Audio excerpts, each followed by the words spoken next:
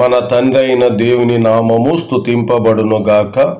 ప్రభునందు ప్రియమైన సహోదరి సహోదరులకు యేసుక్రీస్తు శుభనామములో నా హృదయపూర్వకమైన శుభములు వందనాలు తెలియచేస్తూ ఉన్నానండి. ప్రభునందు ప్రియులారా, ఈ ఉదయకాల ప్రార్థన సమయంలో దేవుని వాక్యాన్ని మీ కొరకు తెలియపరిచి ఆ తదుపరి మీ కొరకే నేను ప్రార్థన చేస్తాను. చివరి వరకు వినండి.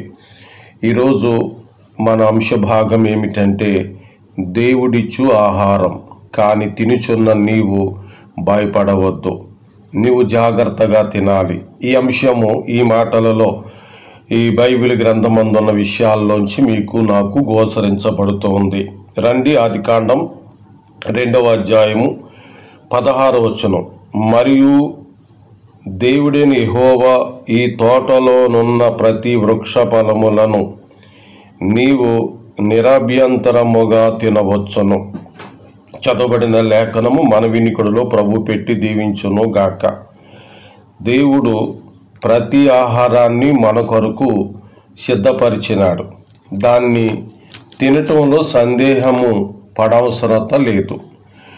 ఎందుకునంటే ఆయన మనలను కలగ చేసినాడు, మనకు ఆహారాన్ని సిద్ధపరిచినాడు. అందుకనే 104వ కీర్తన 14వ వచనం. పశువులకు గడ్డిని నరుల ఉపయోగమునకు కూర మొక్కలు ఆయన మొలిపించుచున్నాడు.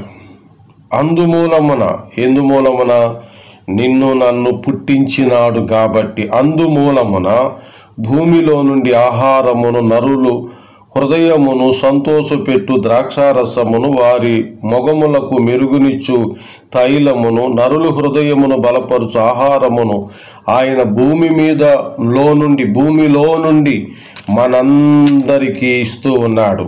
ఆదికాండము 1వ అధ్యాయం 29వ వచనం. దేవుడు విత్తనములిచ్చు వృక్ష ఫలములు గల ప్రతి వృక్షమును మీకిచ్చి ఉన్నాను, అవి మీకు ఆహారమగును అని చెప్పటము జరిగింది. 9వ అధ్యాయము 3వ వచనం. ప్రాణము గల సమస్త సరములు మీకు ఆహారమగును, పచ్చని కూర మొక్కలు నిచ్చినట్లు వాటిని మీకు ఇచ్చి ఉన్నాను. ప్రియులారా, మనకు సమస్తాన్ని ఆయన ఇచ్చి ఉన్నాడు.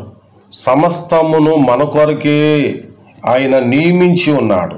అయితే సమస్తమును ఆయనకి కృతజ్ఞతాస్తుతులు చెల్లించి మనము తినవలసిన వారమై ఉన్నాం. ఈరోజు మీ ఇంటిలో ఆహారం ఉన్నదా? అది దేవుడిచ్చే ఆహారమేనా? ఆహారం వలన మీకు ఆశీర్వాదం ఉందా లేక శాపం ఉన్నదా? మరి ఆదాము అవ్వలకు ఆహారం ఇచ్చి జాగ్రత్త అన్నాడు. ఎందుకన్నాడు? ఆహార విషయంలో నరుడు జాగ్రత్త పడాలి. ఆనాడు ఏదైనా వనములో ఆదాము అవ్వలు మాత్రమే కాదు, నేడు యేసుక్రీస్తుని నమ్ముకున్న మనం కూడా ఆహార విషయములలో జాగ్రత్త కలిగిన వారమై ఉండాలి. మరి రేపు కానీ తర్వాత సమయము కానీ ఏమిటి ఆ జాగ్రత్తలని ఈ వర్తమానాన్ని కొనసాగింప చేస్తాను. ఈ వర్తమానం ఈరోజు మన వినికిడిలో ప్రభు దీవించును గాక. ఆమేన్. ప్రార్థన. కరుణా సంపన్నుడు అయిన మా పరమందున్న తండ్రి, నిరంతరము యెహోవా పరిశుద్ధుడని గాన ప్రతిగానములు నొందుకుంటున్న తండ్రి, నిన్ను ఘనపరుస్తున్నాం.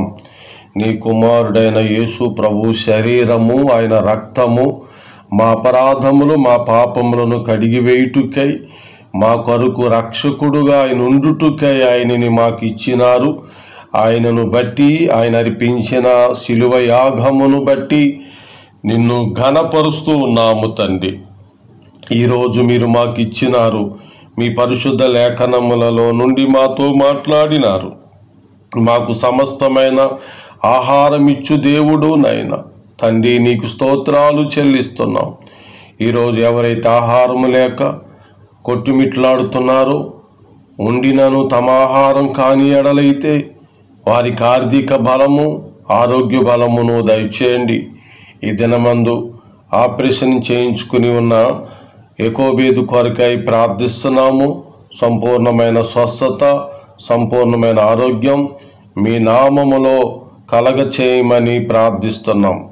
భారతీయులు కువైట్లోను, మస్కట్లోను, బెహరాన్లోను, అబుదాబి, దుబాయ్లోను, ఇజ్రాయెల్ దేశంలోను, సౌదీ అరేబియాలోను ఈ రీతిగా ఈ మాటలు అనేకులు ఇంకా ఆయా దేశాల్లో ఉండి వింటూ ఉంటుండగా వారి కుటుంబాలలో మేలు చేయండి. ఇండియాలో అనేకులు, ఆంధ్రప్రదేశ్లోను, పక్క రాష్ట్రాల్లోనూ వింటూ ఉన్నారు. వీరినందరినీ మీరు జ్ఞాపకం చేసుకోండి. ఈరోజు సాలినంత ఆహారం, పవిత్రమైన ఆహారం మా హృదయములను సంతోషాన్ని కలిగించే ఆహారాన్ని మీ నామములో మాకు దయచేయండి. మాలో అందరూ దీవెనకరంగా, ఆశీర్వాదకరముగా మీ నామములో అన్నీను పొందుకొని అభివృద్ధి పొందుకునే కృప మా సహోదరులందరికీ దయచేయమని మా ప్రభును మా రక్షకుడైన యేసుక్రీస్తు వారి అతిశ్రేష్టమైన నామమున ఈ ప్రార్థన అడుగుచున్నాము తండ్రి. ఆమేన్. మన తండ్రి అయిన దేవుని దయ ఇప్పుడు మరెల్లప్పుడు సదాకాలము మీకు తోడై ఉండెనుగాక. ఆమేన్. అందరికీ ప్రభు నామమున వందనాలు. మీ సహోదరుడు కృష్ణ కేప.